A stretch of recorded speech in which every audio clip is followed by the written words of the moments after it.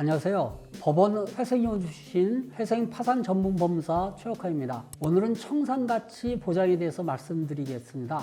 청산가치 보장, 청산가치 보장의 원칙. 이게 뭔지 잘 모르시겠죠? 채권자가 파산 절차에서 배당받을 수 있는 가치, 이거를 이제 청산가치라고 하거든요. 개인회생 절차에서 최소한 청산가치 이상의 변제를 보장해야 한다는 원칙이 있습니다. 이걸 청산가치 보장의 원칙이라고 합니다. 채무자 회생법은요, 이 원칙을 변제계획 인가 요건으로 아주 규정을 딱 이렇게 해놓고 있습니다. 구체적으로는요, 변제계획을 통해 채권자들에게 변제할 총 가용소득이 채무자가 개인회생 절차 개시 결정 당시 보유한 재산 합계액을 넘어가는지 상회하는지 여부로 청산가치가 보장되었는지 여부를 판단을 합니다. 개인회생의 경우에 일반적으로 매월 일정한 가용소득, 이걸 이제 월 변제금이라고 하는데요. 월 변제금을 통해 3년 또는 5년 기간 동안에 변제를 하게 되니까 이 채무자가 변제하는 총 가용소득을 현재 가치로 환산을 해서 금액이 채무자 재산 합계액 이상이 되어야 청산가치를 보장한다고 할 수 있는데요. 현재 가치, 오늘은 정말 어려운 말이 많이 나오는데요. 개인회생 절차에서 실무적으로는요, 현재 가치 환산 방법으로 라이프니츠식 현가 산정 방식이라는 것을 적용을 하거든요. 이러한 방식은 공제되는 중간이자가 복리로 계산되기 때문에 채권자들에게 유리하다고 합니다. 한번 예를 들어 볼까요? 매월 20만 원의 가용소득으로 60개월간 변제하는 내용으로 변제계획안을 한번 작성하는 경우에 명목상의 총 변제금은 1,200만 원이 되겠죠. 왜? 20만 원 곱하기 60개월이니까요. 그런데 라이프니츠식 현가 산정 방식을 통해서 산정을 해보면요, 변제금의 현재 가치는 1,200만 원이 아니고 1,072만 8,660원이 됩니다. 왜냐고요? 20만 원 곱하기 3 더하기 50.6433 이렇게 되거든요. 여기서 3을 더하는 이유, 변제계획안을 작성을 할 때 보통 변제계획안 인가 결정 전 일반적으로 미리 적립할 것으로 예상되는 개월 수가 3개월입니다.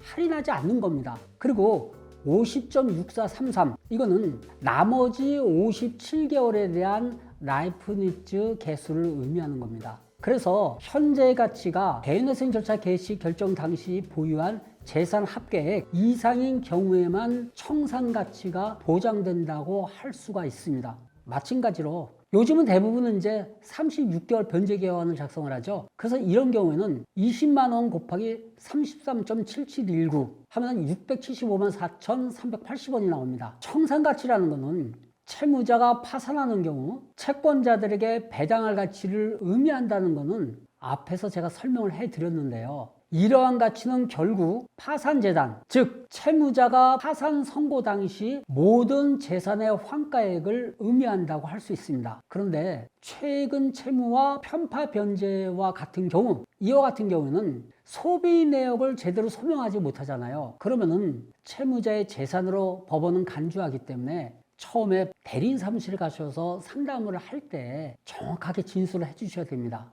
여러 번의 법원의 보존 공고를 통해서 청산가치가 올라가게 되면요, 변제율도 따라서 변제금도 상향 조정되거든요. 변제금이 올라가요. 경우에 따라 변제 수행 가능성이 없다고 그래가지고 개인회생 진행이 어려울 수도 있습니다. 정말 주의하셔야 됩니다. 편파 변제인 경우 채무자 본인도 잘 모르는 경우도 있거든요. 뭐 부모에게 빌리고 형이나 누나나 언니에게 빌리고 주위에 알고 지내는 정말 많은 지인들에게 빌리고 어떤 분은 누구에게 언제 얼마를 빌렸는지 하도 복잡해서 본인도 몰라요. 이런 경우에 법원의 보존 공고에 따라서 최근 대출이라든지 그 편파 변제를 지출 내역을 정리하다 보면요, 그때 가서 알게 되는 경우가 있는데 이 경우 개인회생 진행이 가능할까요?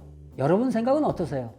오늘은 청산가치에 대해서 알아봤는데요. 청산가치는 채무자가 현재 가지고 있는 재산을 말하는데요. 청산가치 이상을 변제해야 하는 청산가치 보장의 원칙에 따라서 변제금을 산정해야 합니다. 변제금을 낮추기 위해서는 어떻게 하는 것이 좋다? 당연히 청산가치를 낮춰야겠죠. 개인회생 여러분 포기하지 마시고 끝까지 최선을 다하시길 응원하겠습니다. 오늘 법원 회생이원 출신 회생파산 전문법무사 최혁화 법무사의 회생TV는 여기에서 마무리하겠습니다. 다음번에도 더 재미있고 유익한 콘텐츠로 찾아뵐 테니까요. 오늘 제 영상이 좋으셨다면 구독과 좋아요 눌러주시고 응원의 댓글 부탁드립니다. 다음 영상에서 뵙겠습니다. 여러분 안녕히 계세요.